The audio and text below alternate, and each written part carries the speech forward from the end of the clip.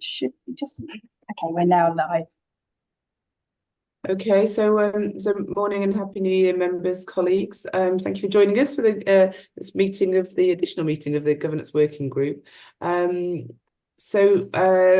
you have sent round a pack. Shall we just go into any apologies? Indeed. So yeah, it looks like we have a full house, so I don't believe that there are any apologies.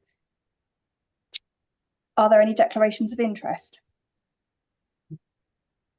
No. Okay. Are we happy to agree the minutes of the 18th of December? Agreed. Super, thank you. I'll hand over to David at this point. Okay, thank you, Gemma. And yep, Happy New Year, everybody. Hope you all had a nice break. Like Susan, I'm experiencing the tail end of a cold. So that's why I'm a little croaky, or more croaky than I am normally. Yeah, good to see you all. Apologies that ordinarily I would have sent round a set of slides, but haven't been able to do so in this instance. But hopefully you've all received, again, it was something I sent across to the council yesterday, so apologies that wasn't sooner. The consultation proposal, hopefully reflecting what we touched upon last time. So in essence, just to go through that proposal. So the first part of it is the preamble, to set the scene as such, rather than going straight into what is being consulted upon. So it's simply just saying, look, there is going to be a change in governance arrangements to a committee system, and as part of that, the council want to know, or members yourselves want to know from the public, whether or not what's being proposed in terms of public question time, it's not really a case of whether or not that's agreeable. It's simply a case of, because sometimes, just to jump ahead, you might normally see on a consultation, or on certain types of consultation anyway, a number of questions for respondents to respond to. But I think in this instance, it's one of those that is more appropriate to say, this is what we're proposing, what are your thoughts, rather than saying, going through in a very sort of sterile way, saying, do you agree that this element is reasonable, or that element is reasonable, etc. I think it's going to be more helpful just to say, this is what we're proposing, and what are your views, and they can then be taken into account. So the consultation is focused on that question time, public question time. There are, of course, a plethora of other means by which members of the public and interested third parties can input into the council's workings. So, of course, we've got the likes of contacting yourselves as ward members around issues. We've got petitions, that sort of thing. There's statutory rights to attend at meetings and to access papers, etc. So we're not consulting on any of that. What we're consulting on is this specific element about members of the public and representatives of businesses and other entities being able to raise questions in the committee forum, if you like. So you'll see that it is relatively reflective of what you have in place presently in terms of public involvement, in terms of asking questions to members. The difference being, of course, that you will no longer have portfolio holders, so the questions wouldn't be to the leader and or portfolio holders. The questions would be to the leader or committee chairs, vice chairs. So that's the change.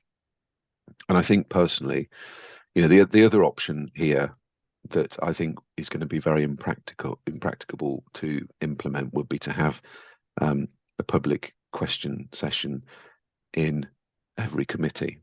I think that's going to be unwieldy. I think it's much more focused, because in essence the outcome is the same. It's providing a means by which the public can ask questions of either the leader or committee chairs. And there is, of course, an option in there for members, as there presently is in the Constitution, to put forward a motion that a matter arising be redirected, if you like, to a particular committee for further discussion. So there's that safety valve if there is felt to be a need, that there needs to be further discussion. But I think having it, full council is the main meeting of the council. It's obviously a slightly different beast in a committee system, but it's the focus. It's the one that issues come together, that the significant matters are looked at. So having that forum within the full council meeting is, in my view, appropriate and practical, and will allow as well, if necessary, to feed down into the other committees if appropriate. So that's kind of my thought process behind that. Councillor Hollingsby. Yes, thank you. I think you've actually just covered it. I was just going to query a question on the committee, on the committees, because I was thinking if it's going to apply to every committee meeting as well, it would be an awful lot of work for the officers and in fact for everybody else. So you're saying this would only apply to full council? That's correct. Yeah. So it would be the forum in which the questions can be raised and asked of committee chairs, etc., would be the full council. But there is that means by which a motion can be raised to send, if you like, something arising from the question to a particular committee for further discussion. So it's not simply this is the only forum and that's it. It's a case of, well, this is the primary forum, and if there is some form of not necessarily genuine issue, but something that requires further discussion and consideration, it can then be sent on to another committee. Thank you. Councillor Prater. Excellent. Happy New Year, and to start that Happy New Year in the normal positive way, which I do so, I'd like to disagree with both David and Jenny. Happy 2024, let's go. I'd like to see question time at both the key committees as well. I think it is not unreasonable or that unwieldy to have a few minutes on the agenda of both the Finance Committee and the Environment and Community Committee to take questions pertinent to those meetings. I don't think it adds a great deal to the administration. I think it's literally a 10-word addition to what we're consulting on at this stage, in that we just add in the ability to ask questions to those two committees, to the option which is already there to ask it to council. I think that would actually demonstrate that we are offering something new and better in terms of ability to ask questions into the appropriate things, rather than effectively doing what we're doing at the moment. So I think I would much prefer to improve what we've got, which allows input into, which would therefore allow input into the committee meetings as well, just by asking a question. As I said, I'm quite happy if you wanted to limit the time more at those committees. So maybe it's 15 minutes maximum questions at the two committee meetings and half an hour at the main council. But I think if one's got direct questions which are pertinent to a committee, it would be better to ask them to the committee rather than ask them to a council, a month or so before it. So I'd like to have that option to be consulting on them going to committees as well. Okay, thank you, Councillor Prater. And yes, Happy New Year, and glad to see you are starting the new year in a similar fashion to ending the previous one. But just a quick comment, sorry, before Councillor Thomas comes in. I mean, it's all. I totally understand what you're saying, but I am concerned that I know you'd said it's not necessarily going to be have a significant impact upon resources, possibly, but I think it possibly could. I know you've also proposed that there be the time limit be reduced, but as things are presently drafted, reducing the time limit, all that would necessarily do is just reduce the time of the forum in which the question can be asked. If a question can't, if a valid question has come forward, then technically speaking, it would still need to be answered. It just wouldn't be answered if that time period had passed So there would be a requirement to have a written answer. So in that sense, that written answer would place an additional burden on resources. So it wouldn't necessarily be, a reduction in the time limit in terms of that slot at a committee wouldn't necessarily reduce the administrative burden. If You're simply thinking that having one place to ask questions will mean that there are less questions. I don't necessarily accept that premise because they will all need an answer anyway. I just think that they would be put to the better forum. Okay, yeah, noted. Sorry, Councillor Thomas. Yeah, I was going to support what Tim has said, actually. I would much prefer to limit the time to 15 minutes, give people the opportunity of speaking at the committee meetings so that they can see and we're able to judge whether, those questions are relevant. And as you say, there's already the fallback that you've identified in here about written answers to those, which would then go out to all councillors anyway. But again, I think if you look at how many questions are likely to be asked, how many are asked currently through Cabinet and through other forum, again, I'd have to support Tim's position that it would be better from us, particularly initially, to have that option of having the public input at that time to that committee. And if we need to tweak it sometime in the future, well, so be it. But I say, let's go ahead with it then. It seemed to be the same as the other committees that we operate at the moment, where people in planning, for example, and in licensing have an opportunity to ask questions which are relevant to the business of the day. So I support Tim's proposal to keep the. Okay, thank you, Councillor Thomas. Councillor Martin. Thanks very much, David, and hope you all had a very happy New Year. I very much support what Paul has just said.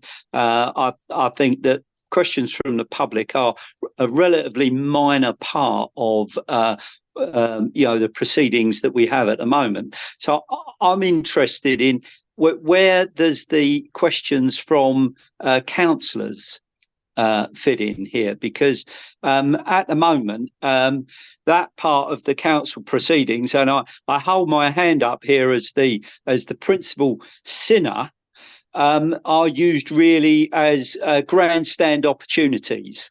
So if we're the whole idea of this is to reduce the focus on the leader, reduce the focus on the cabinet, and just try and calm all of that them and us stuff down.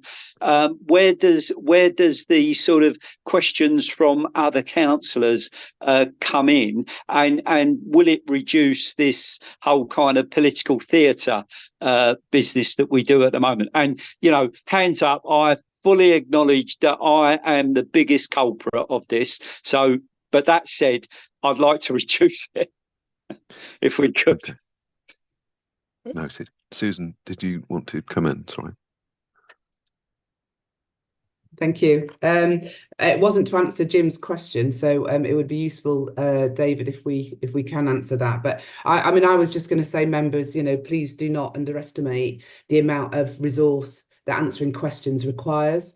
I mean, at the moment we do it for the 10 council meetings, and where I have a whole host of staff that work on the background to make sure that any questions that are provided to the portfolio holders or others is factually accurate and we don't mislead.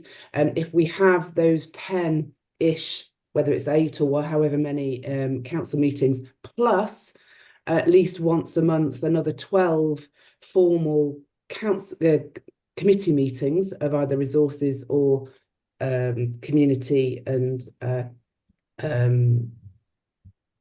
remember what we're calling it now. Community and housing or whatever it is. And Sorry. environment. Environment, that's it. Then that is an additional resource demand on the staff base. Now, the positives, I totally agree with you in terms of accessibility, that democratic accountability from the public or the councillors. That is a real positive. So I'm very supportive in terms of the being able to ask questions. but I really do not want you to think that this is easily done, because it really isn't. And there is a lot of resource that is required to answer these questions, to make sure we do it accurately, and that you are not put in a position of misleading anyone, because for me, that is of paramount importance, that whatever information and answer you have to a question, there's no misleading of the public. So just please do bear that in mind. And obviously there was a difference of opinion, so we will need to take probably an informal vote about this, depending on obviously what Conor and other members might want to say, David. But I don't want to lose Jim's question, David, to you, which is around just the breadth of potential questioning and the political theatre. So I'll leave it there for now. Okay, thanks, Susan. Just before I come to you, Councillor McConville, I'll just respond on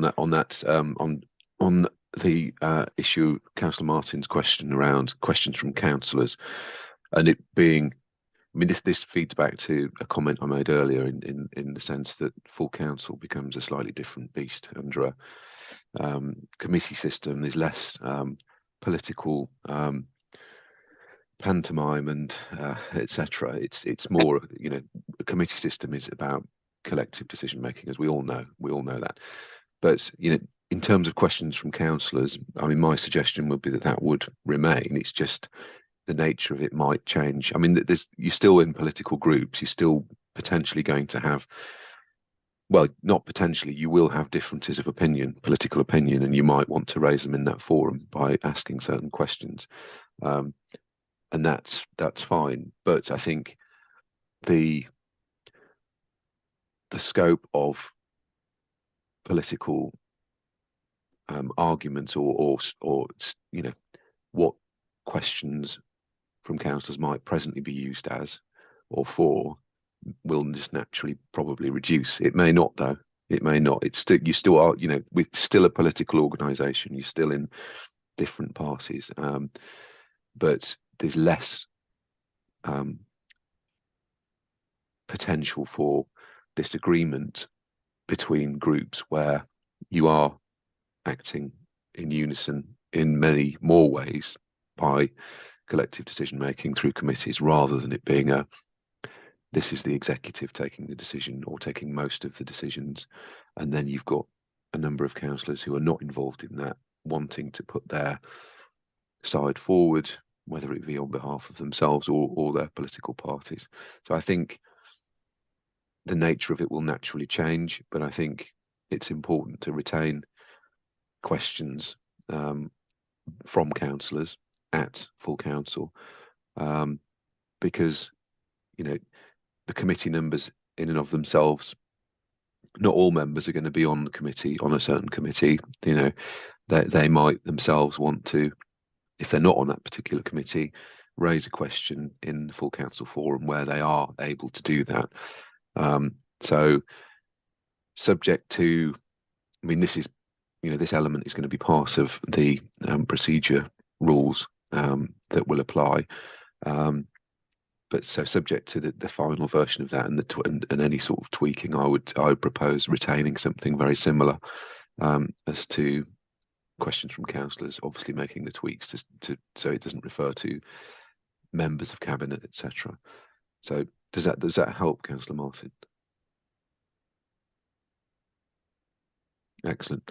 Okay. The other thing, sorry, before I come to you, Councillor McConville, and just the comment that Susan made in terms of not underestimating the amount of resource that is required to provide appropriate and, you know, well researched and substantiated responses to questions. It just reminded me when I was in local government not too long ago, and on occasions I had to go and undertake that work to provide my portfolio holder with appropriate responses to questions, and it can be a very involved process.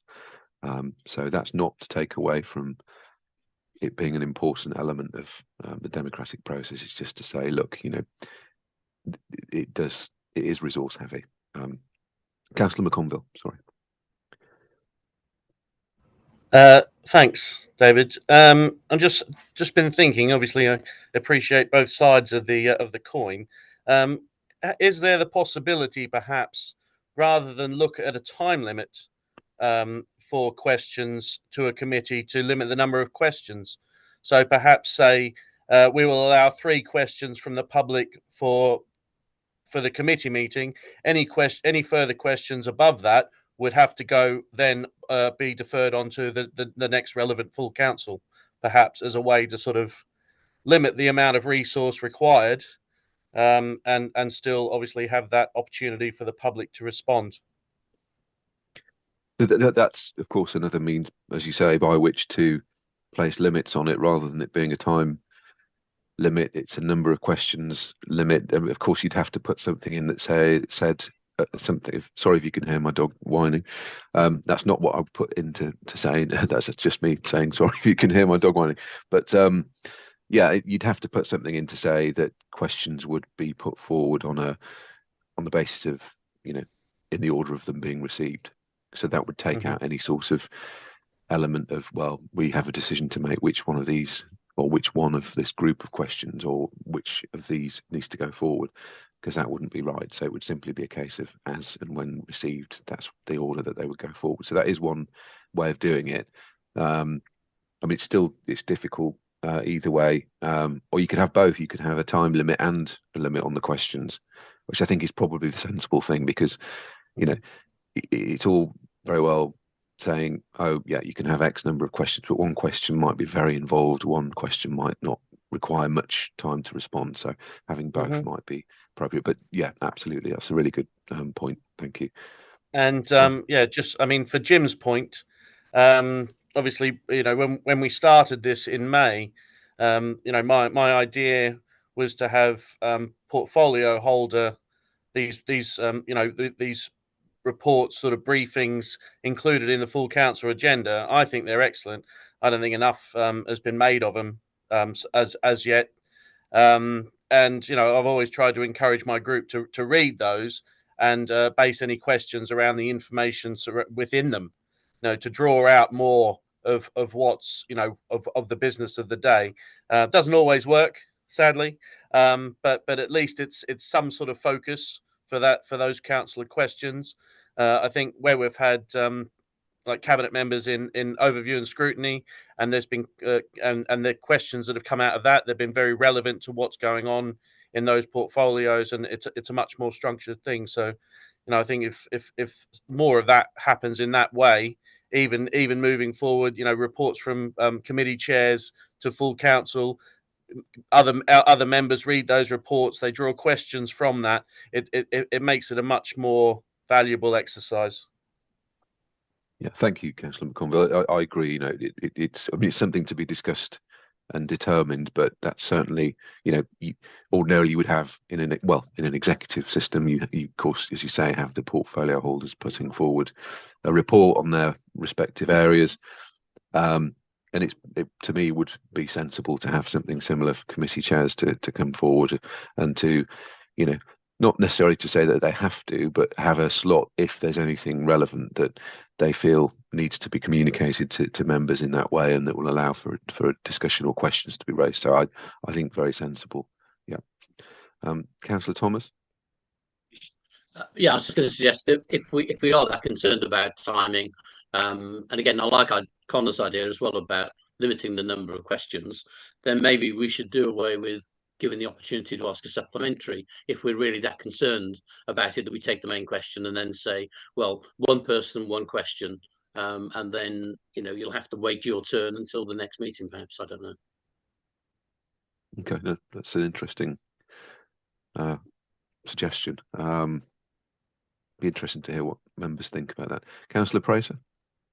Yeah, we're bouncing on the head of a pin here a bit. The last 4 council meetings, we've had 7 questions from the public. Now, there have been many more questions from councillors, but that's not what we're consulting on here. We're consulting on the ability for the public to input into things. Those 7 would not necessarily increase by offering the opportunity to put them to committees, but they might be distributed a bit.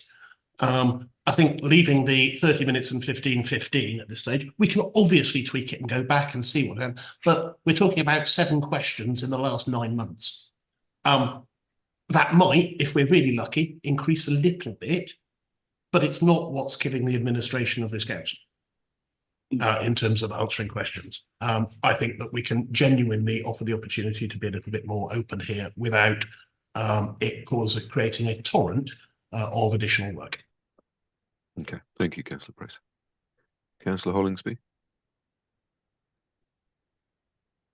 Yes, thank you. I'm obviously a bit outnumbered here, but you know, that's usual. I'm in that position.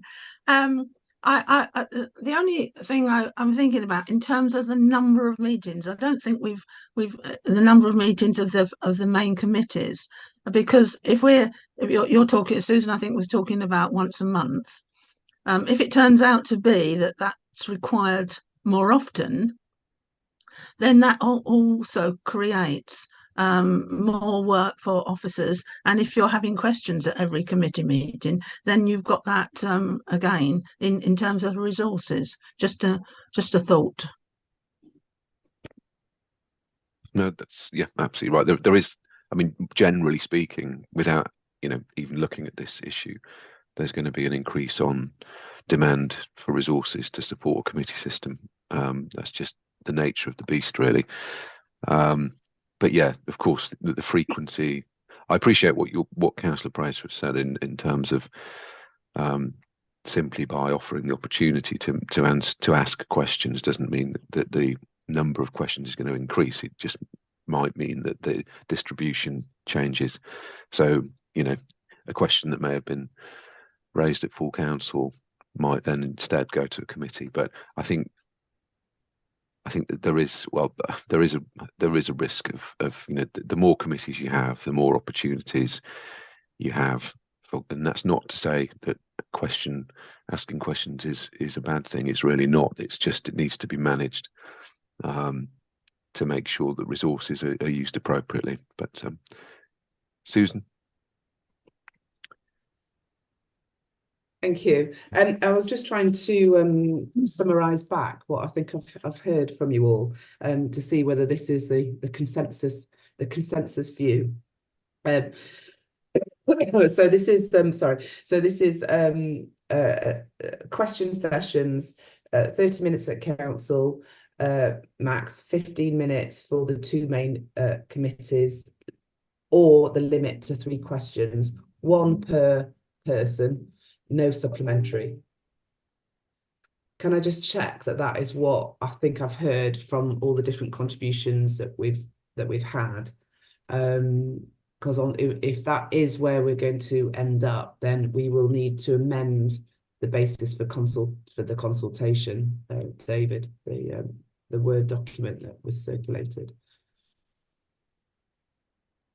Am I right? I'm not seeing anyone disagree with the summary. Is that right? I'd be happy with that. I mean, I'd leave it at 15 minutes just because I think 3 questions leaves you in a position whereby you have to make a more arbitrary decision as to which one's going to be asked at the meeting as opposed to which one's going to get a written decision. We normally do it in the order it's received.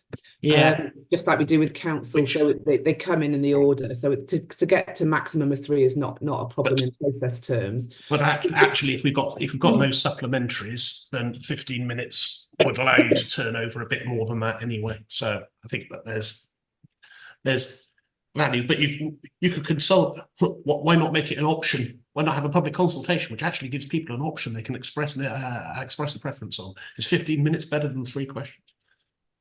Or it could be, yeah, both. At this stage, it is consultation. It's not a formal decision, is it? So we could consult on that, David, and we'll have to tweak the paper accordingly. Can I just check, though, that there is also enough in here about where a question goes?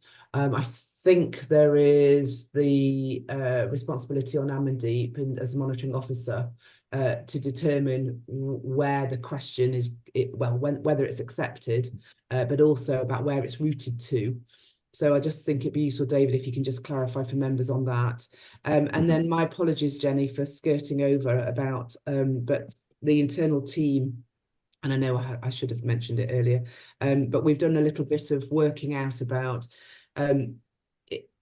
you were very clear early on in terms of saying, you know, no more demands, no more resources, or minimising the additional resources. So we've looked at the number of meetings that you currently have in the diary, and if we stick to no more than what you currently have, then the proposal would be, and we can come back to this at perhaps a subsequent meeting, it wasn't necessarily urgent for today, but as we're talking about it, it might be worth just explaining what I said. If we want to stick within the total number of meetings, it would appear to staff, to colleagues that I've discussed it with, that you would have the Resources Committee or the Environment and Community Committee meeting alternate months. So there would be one of the two major committees which would meet largely each month, but it would be alternate months for each committee. Now, one of my reflections over Christmas for members to just be mindful of is that it would be useful if there are urgent, we need to make sure that there's urgency provision, so that if a matter comes up, rather than me waiting 2 months potentially for it to go to committee, there needs to be a way that we can bring something perhaps forward. So I just need to make sure, David, that we've got that covered off enough in the constitution as it's redrafted about that urgency provision. And I was a little anxious, I must admit, over Christmas, thinking about, again, just this, making sure that the scope of the two main committees are accurate, to make sure that the Resources Committee, because it's, as it's defined at the moment, it is just performance and money. It doesn't deal with any of the main policy issues, because that, of course, had gone into the Environment and Communities Committee. And I just need to make sure that members are happy with that, and that that doesn't give us a problem just in terms of running the organisation. So that was my Christmas reflection that I'll share with members. I'll stop there. Thank you. Okay, thank you, Susan. So just well, to follow up on that, in terms of, I'll amend the document to reflect members' wishes, and then we can move forward and get that circulated and published, and start hopefully receiving some responses. The other thing, well, there were two other things arising from the previous meeting. One, which flows on naturally from consultation and is of course part and parcel of it, would be the proposed community event. So, as I say, that's part of the consultation process. So what I would propose in terms of, well, we have to be mindful that this isn't an event at which we're saying to the public, we're changing to, or we're proposing, well, we're not proposing anymore. You know, the decision's been made. There will be a change. We're changing to a committee system. What do you think? That's not the purpose of the community event. The community event would be to enable members of the public to provide feedback on the consultation if they hadn't already done so via other means. But also, I mean, the way I would suggest that the community event could unfold, if you like, would be for a presentation initially, just to say, we're moving to committee system, this is what it is, and this is what it entails and how it's going to work. But as part of that, we would, you know, we're seeking the public's input in relation to public question time and that means of engagement. So it's giving them that, you know, we're not just simply saying, right, we're having this event, what do you think about public question time? What we'll be doing is saying, look, here's an update, or here's well, it's providing context, isn't it? It's to say to them, this is what we've determined, this is what's going to happen, but we want your views on this element of it. So that's what I would suggest the community event involves. So be interesting for any views, or if you think that's a sensible means Councillor Prater? Yeah, I think that broadly that sounds logical, giving people an update where we're to. I think in terms of what we're specifically asking them about, we're making the proposal that we're going to be extending question time across full council and committees at that stage. So we're looking particularly for their feedback on that. Particularly, they might turn around. It is possible that everyone turns around and goes, "I have no intention of asking questions to committees. You don't need to put that in." That gives them the option to express that feedback. If the world is unanimous in that, then we will have a future meeting of this whereby Jenny will get to say, "I told you so," and would have some good basis for doing so. I strongly suspect they're not going to do that, but we'll see. But yeah, it's actually giving opportunity for them to express opinion on whether that additional option of asking questions to council is helpful, and B, may generate other ideas which we can add in future of other ways that the public can input directly into the business of the council, and useful ways that they would find that would be interesting and useful, like getting things onto an agenda, like getting additional questions to leader, that sort of thing. But they would be more like ideas that we could use in the tweak process, which will happen post May. Okay, thank you, Councillor Prater. Councillor Martin? Thanks very much. Yeah, I just want to think a little bit about this. A single community event is that deals with it, if you like, but we've got a lot more to do in terms of this. This is a big constitutional change, and it's for us to communicate that to the electorate. So a single meeting or a drop-in day or whatever is not going to cut it. And now I'm not saying that we have to do this all before we change, but we have to commit to a lot of time spent explaining what we're doing, because we're doing it on behalf of the people of Folkestone Hyde District Council. So it's incumbent on us, I'm talking about members, not officers, to explain what we're doing. So I anticipate that there's going to be a lot of, if you like, community events, meetings, roadshow, whatever, not part of a consultation process, a part of an explanation process. Okay, yeah, thanks, Councillor Martin. Yeah, of course. So yeah, as you say, there's going to be other public engagement that provides that explanation, but this one is specifically to do with the consultation, and just to give that sort of preamble update. So yeah, totally agree. Thank you.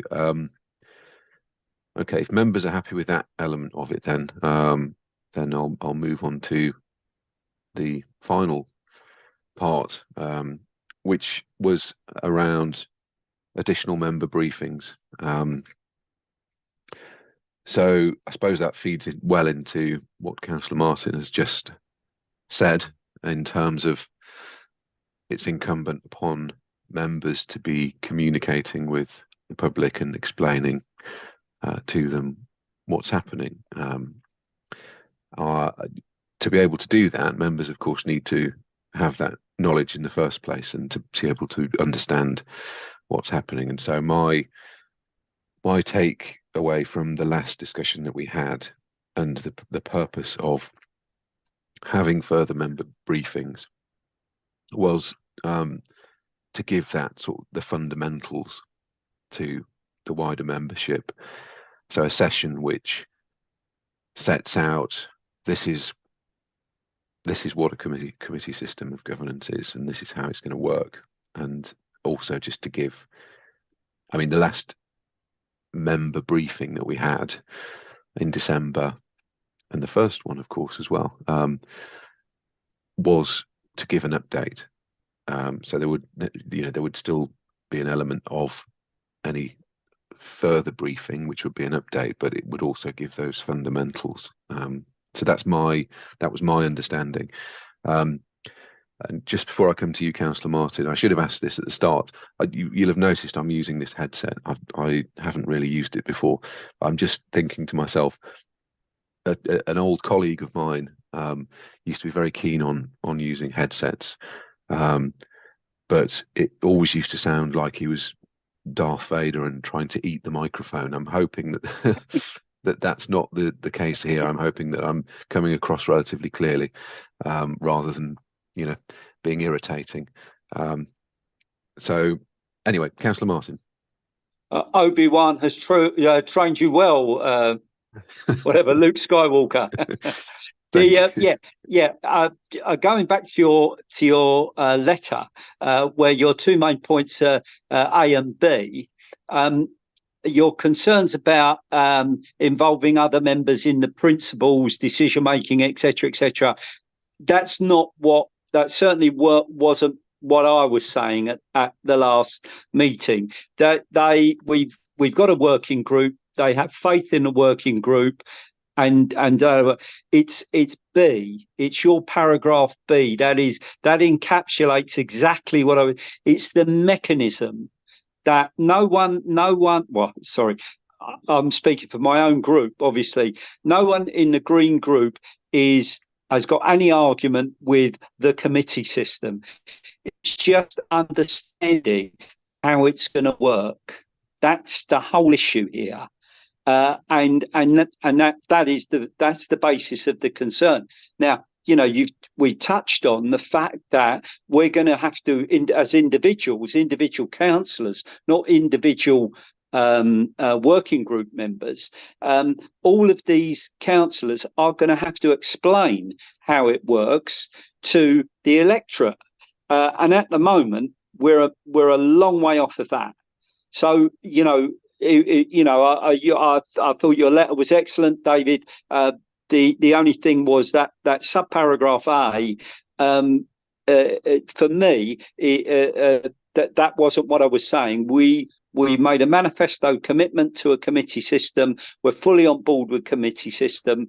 It's just that, with the shortened timetable that we've got, that no one anticipated when we made any of these manifesto commitments, we need to understand the mechanics. That's it. That's what I'm getting back from my group. Okay. No, thank you. That's helpful. Just on those points, I mean, yeah, we're going to have further discussions elsewhere, potentially, but in terms of so just focusing on what you've said there, Councillor Martin, it's about that, having that fundamental understanding around the committee system and how it functions and how it operates, and that's what the wider membership is seeking in essence. So it's putting that additional effort, well, not necessarily effort, because there's a lot of effort already going into things, but making that opportunity to gain that knowledge more available and putting things in the diary that can enable that. So Susan. Thank you. I was just going to try and make a helpful solution to try and address the issue. And I was just reflecting on the last May period, where of course we ran a series of like a training programme, Jim, for members that based on feedback was from members. It sounded as though it's been very helpful, where we ran a series of this is the role of the councillor, these are the committees, these are the portfolio holders, this is what they do. Well, in a way, it feels as though perhaps a series of sort of teachings about committee. And if we had one or two sessions that could support members, that doesn't necessarily have to be done pre-May. It could be, if we've got capacity and we've got time. It certainly would have to be done prior to committee's meeting. But I'm just thinking maybe that's a constructive way of trying to address the issue about that understanding and awareness certainly at least to the councillors. And then, of course, then councillors should be, as you said earlier, very well equipped when they're out in the community or out at parish councils or discharging their councillor functions, that they can then explain it. So I'm just wondering, Jim, whether that talks to your anxiety about, excuse me, about, the understanding of the mechanics. We can run, perhaps 1 or 2 sessions, if members thinks that that will be helpful to explain the mechanics and the nuts and bolts of it, perhaps in slower time. So I offer that as a suggestion. I think I got a thumbs up from you, Jim, but interested in other people's views as well. Okay, Councillor Prater. Yeah, I endorse what Susan just said there. I think that there's, that sort of, those training and briefing sessions can happen both before, through and after May, and people are going to be relearning how the council works.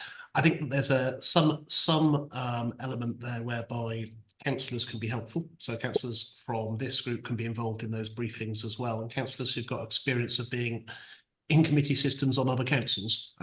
So those of us who've done this for a long time on town and parish councils, etc., actually can give some idea of how it works from a councillor's point of view, not having an executive position, but having there actually is still the opportunity for good member input within the committee system.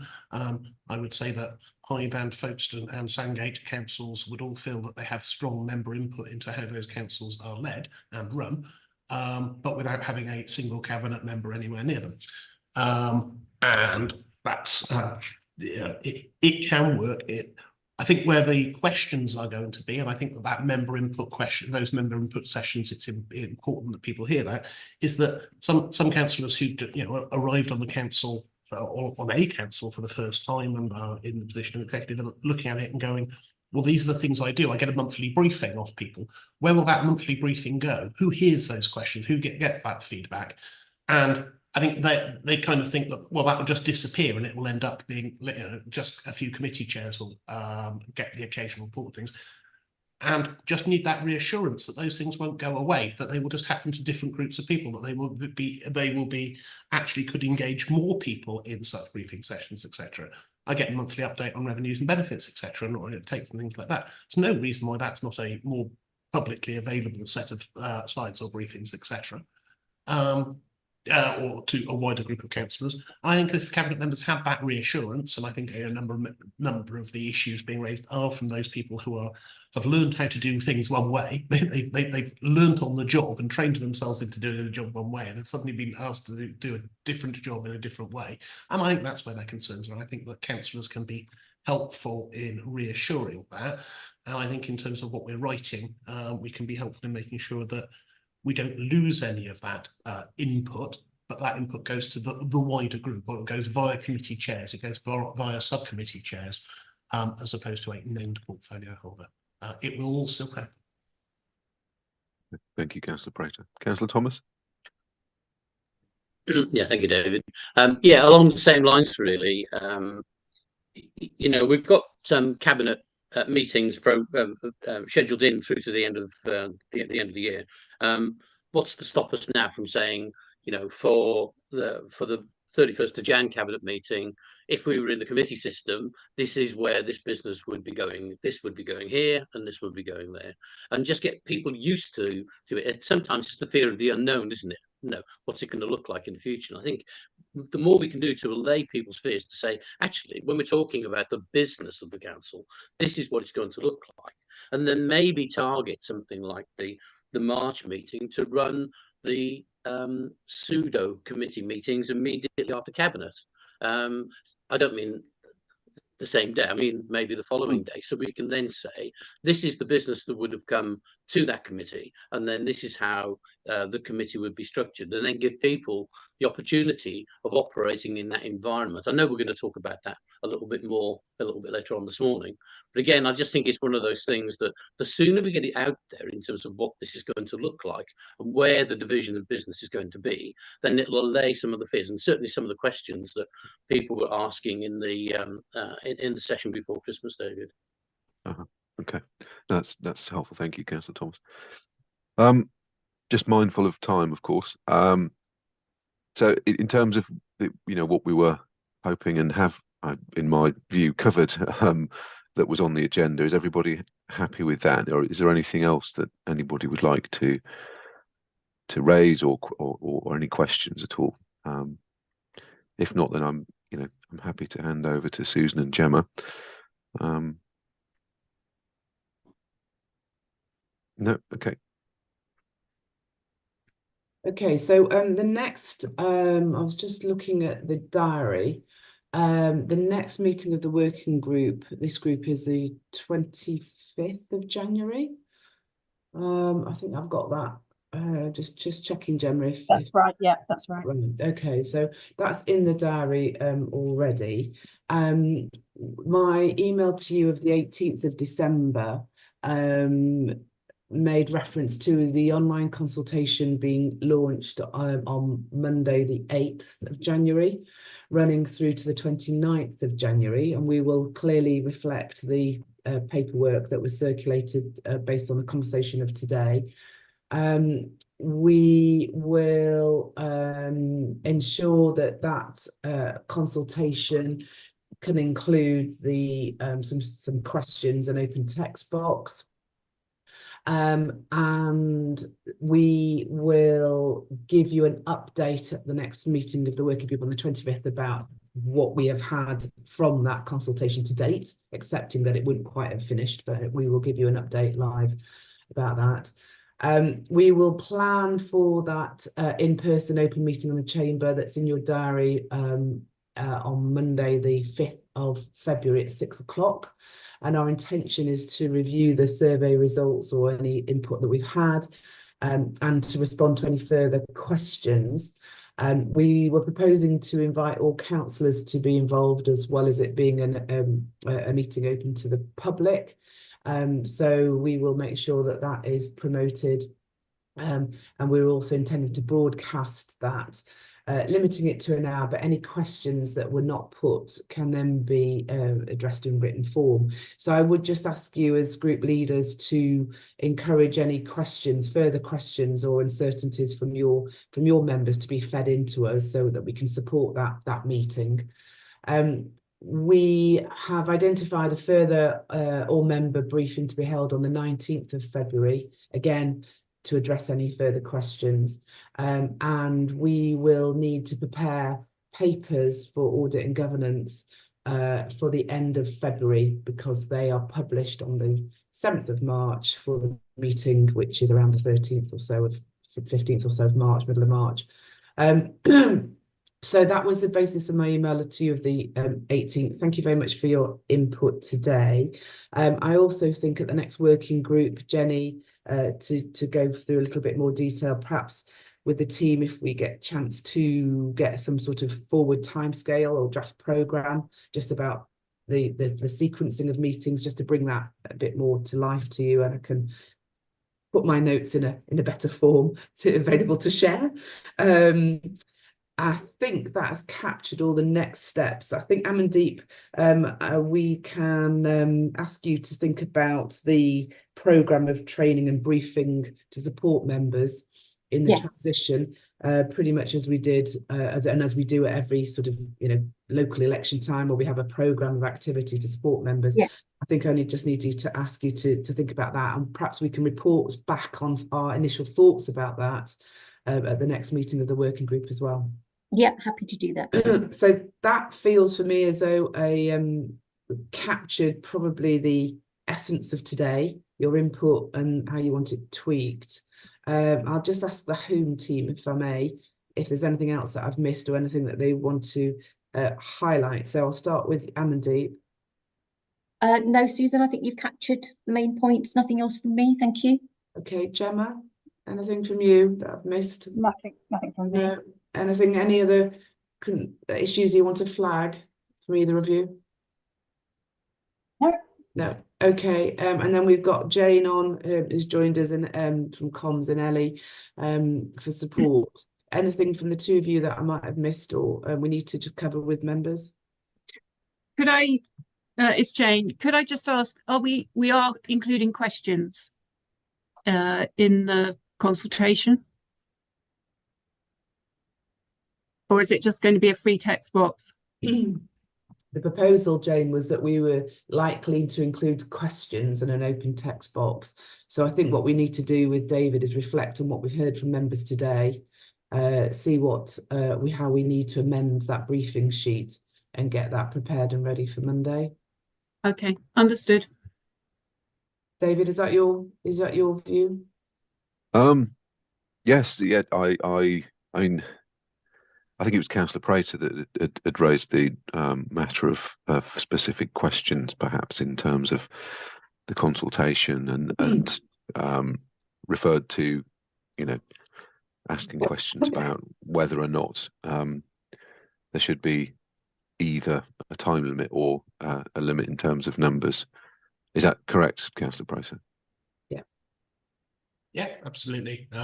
Equally, you could ask them the question on the fundamental question. Do you support having public question times at committee meetings as well as full council? I mean, you know, if everyone says no, then my political antennae have been bruised. But it means that we're genuinely taking feedback on the fundamental question, as well as then the secondary question of how's best to limit that to make sure that it's manageable as a process. Okay. Yeah. Thank you. Anything else, Jane, from you or Ellie? No, nothing from me. No, thank you. Okay, great. All right, members, anything else in terms of AOB, or if not, I will bring the meeting